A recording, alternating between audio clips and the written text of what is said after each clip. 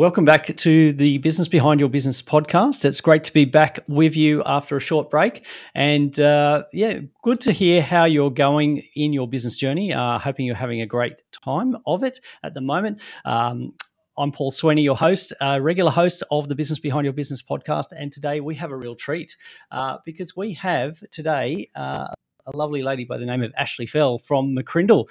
And Ashley got some great experience to share with us because she is a social researcher, a TEDx speaker, head of communications at McCrindle, which is an internationally recognized organization. We're going to find out a bit more about McCrindle. And I love this. She's an expert in how to communicate across generational barriers, which is something I'm struggling with 4 children and struggling to communicate with them. But I think we can go a bit more in depth about what that actually means. And she's regularly been interviewed on television such as SBS, 7 News, Sunrise, Sky News, Show, on radio, print. Ashley's been author of a book which have been recently published, so Work Wellbeing, which is about leading thriving teams in rapidly changing times, and Generation Alpha. And I heard that some of the feedback on Ashley as a presenter is that she is fantastic. She's warm, engaging, smart, and brings humour to what could be a point interview. But you can always tell how good someone is by the quality of the questions that get asked. And I've been to some of Ashley's presentations where she's spoken, and the question times have been really energetic and exciting. So looking forward to this, and it's a real treat. So welcome, Ashley. Can you tell us a bit more about who McCrindle is and what you actually do there? Thanks, Paul. Yeah, it's great to be a guest on your podcast. McCrindle, I feel like we are often described as a social research agency.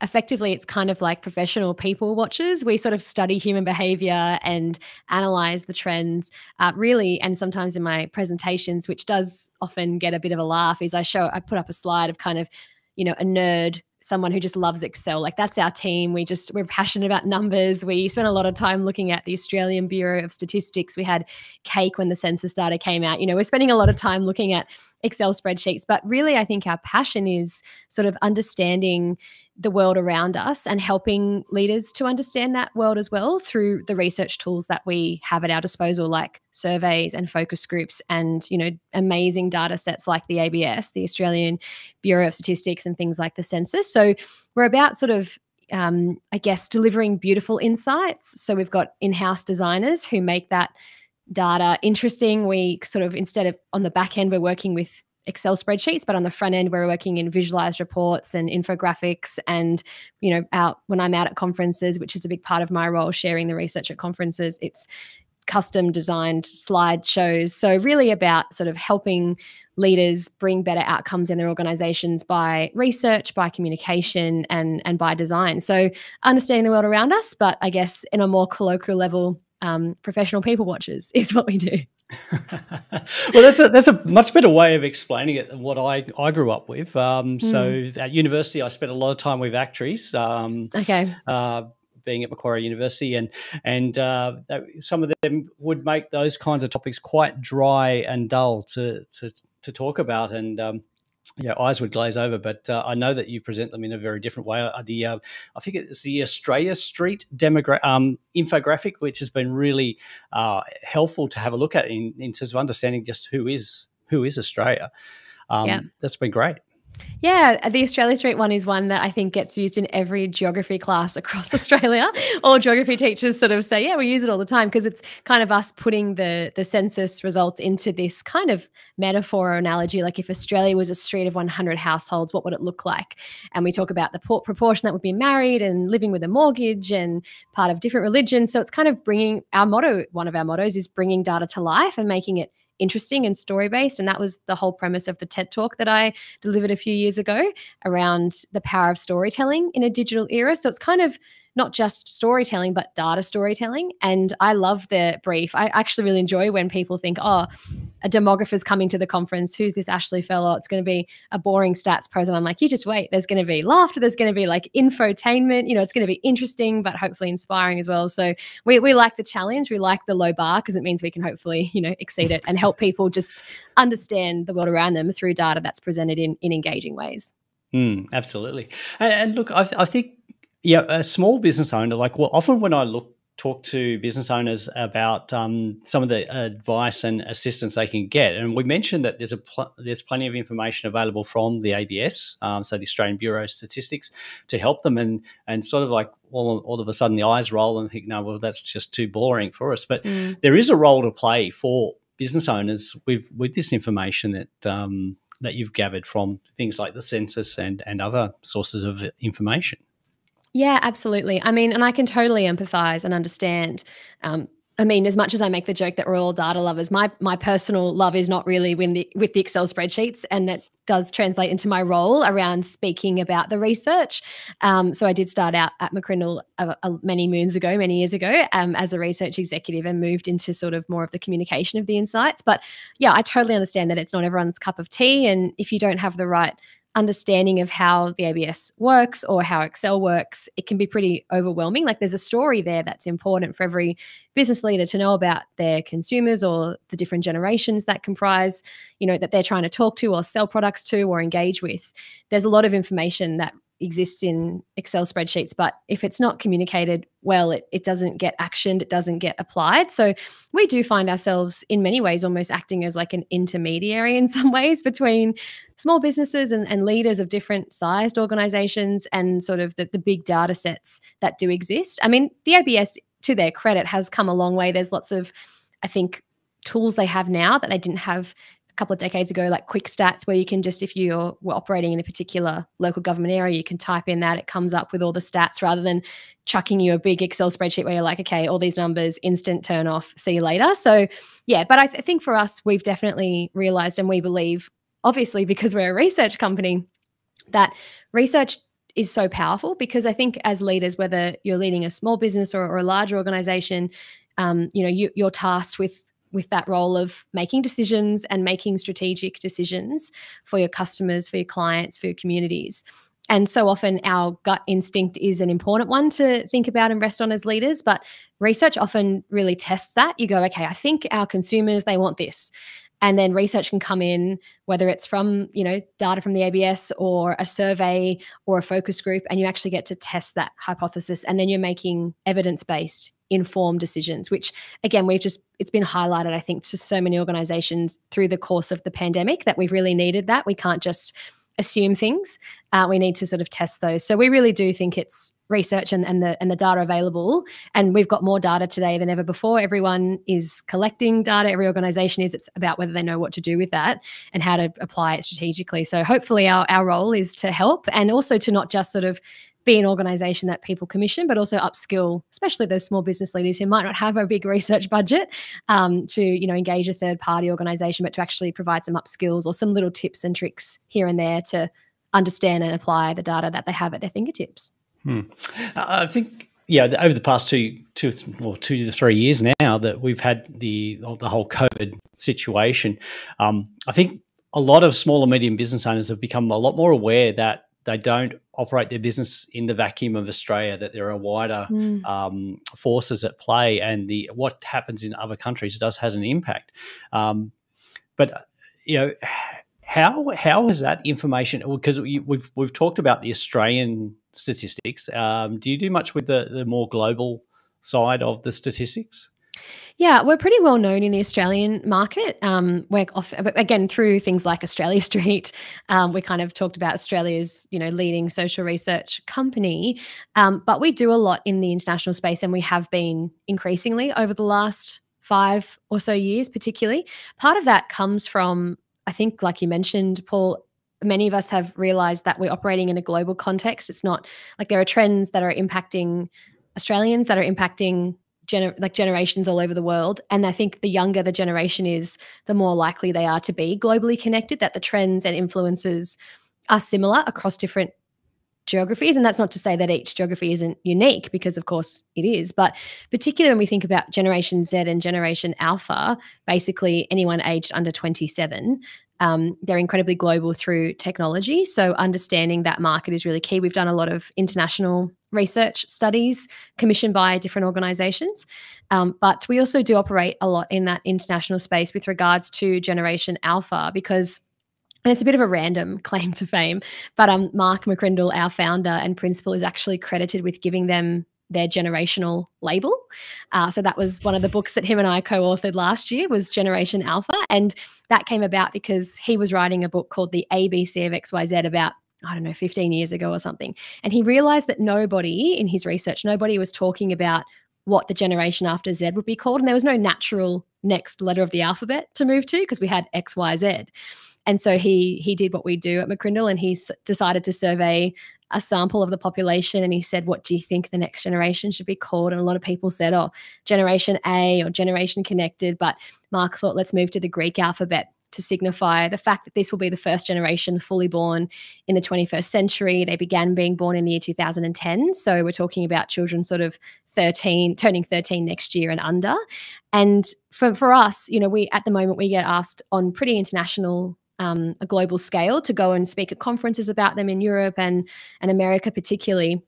But so many people are now starting to wake up and go, oh, there's another generation after Z, and the oldest of them are starting to hit, you know, their teenage years next year, and they're not just primary school students, they're consumers, they're having big impacts. We talk about the metaverse and what that means for them. So future-focused organizations are starting to wake up and think about them.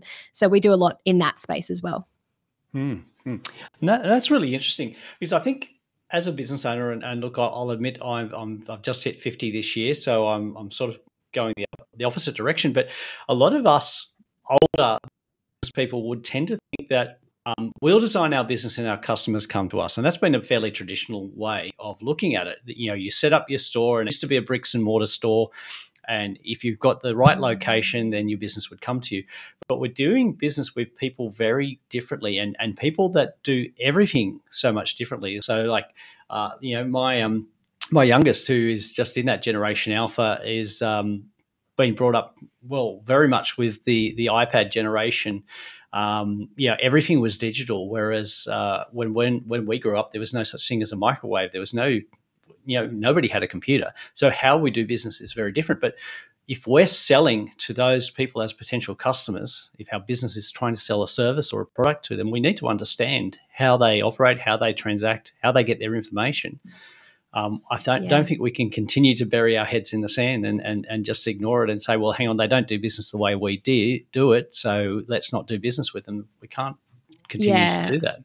Oh, totally. And I feel like even a big part of my role when I'm out keynote speaking, which is like the majority of what I spend my time doing, traveling, well, you know, pre and now, like post-COVID, I was doing a lot of that, and it was a lot of virtual events during the lockdowns we had.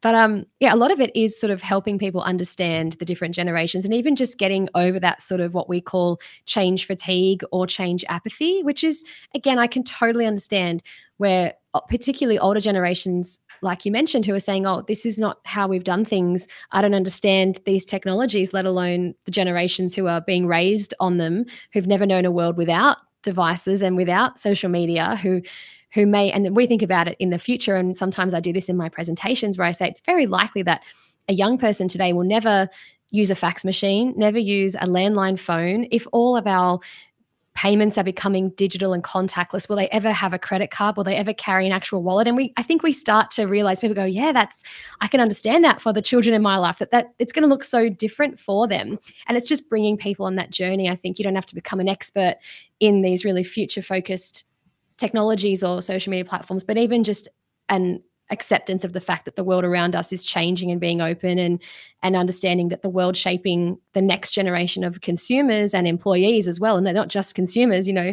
they're going to be our future workers, or current workers even. So understanding that they're different is, I think, the first step in it all.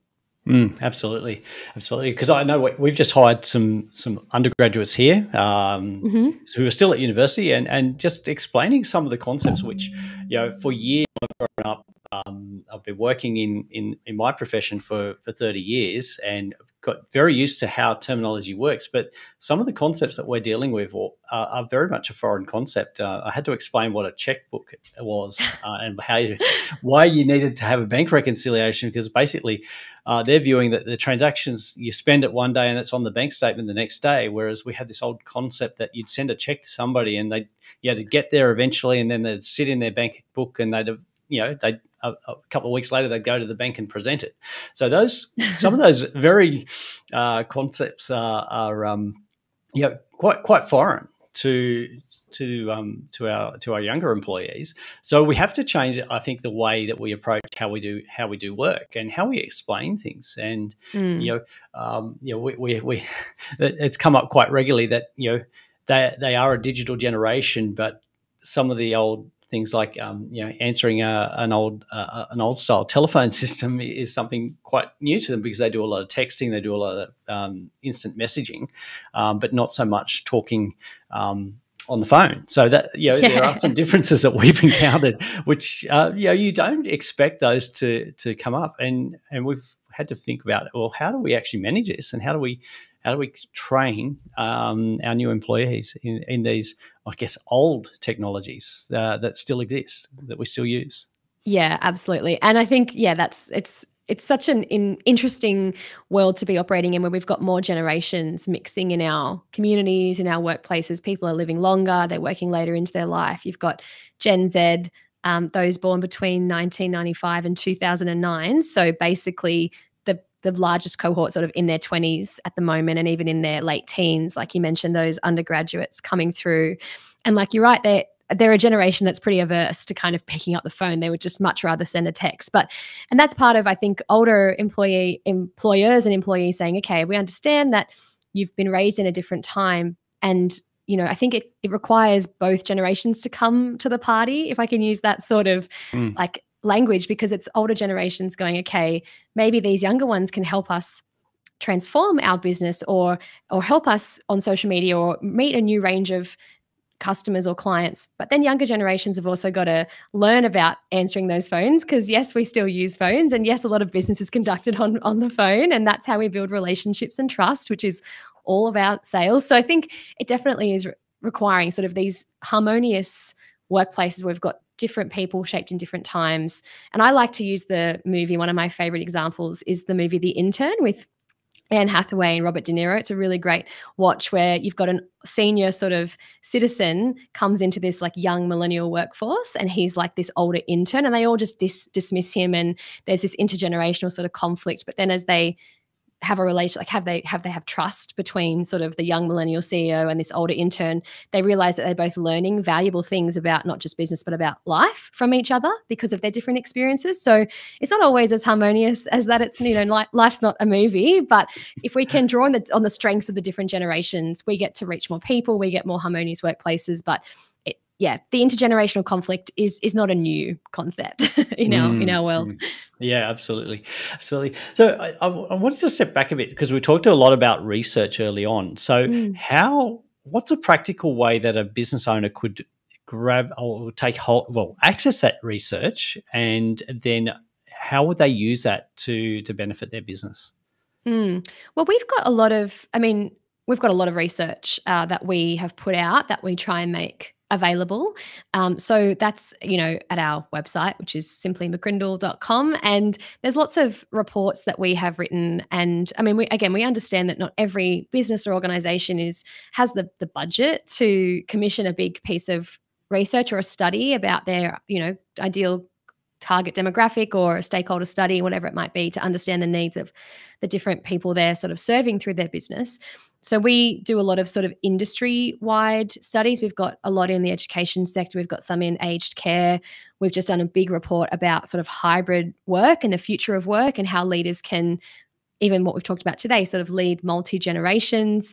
It says a lot about what motivates and sort of distracts people from doing their best work. So we try and make some of those bigger set pieces available to people. And I think the first step is simply to understand what's going on in the broader world. I mean, the world's changed so much because of the pandemic, and sort of we often say we're not moving to the next but the new, and it's not a continuation of how things were, but almost the start of a whole new reality with regards to so many aspects and spheres of life and business. So I think if people can, if they've got the capacity to do research, whether it's asking questions of their employees or their customers, even a small simple survey on SurveyMonkey, whatever it might be, even if it's preliminary, you just get an understanding of, you start to collect data and get an understanding of that.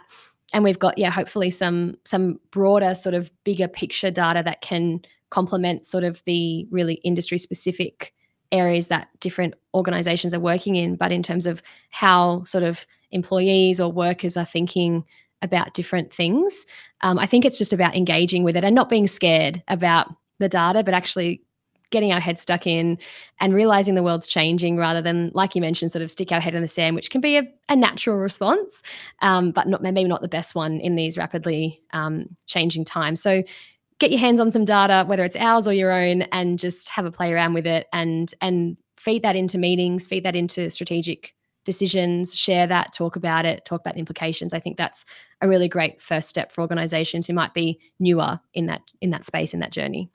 Mm-hmm. Yeah, that's great advice, because I think a lot of us older business owners, we traditionally, this information was not as accessible, and I think that was Totally. a reason we learned to manage businesses without getting involved in the data and accessing it and actually understanding it, because it wasn't accessible. It wasn't timely. I think the speed at which the census data was turned around this time was phenomenal, really.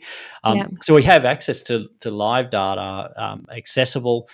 It's up to us to use it. So yeah, that's great. Now, Ashley, you mentioned the website, McCrindle.com. Now, if somebody wanted to actually engage McCrindle to help them with their business, how would they get about doing that?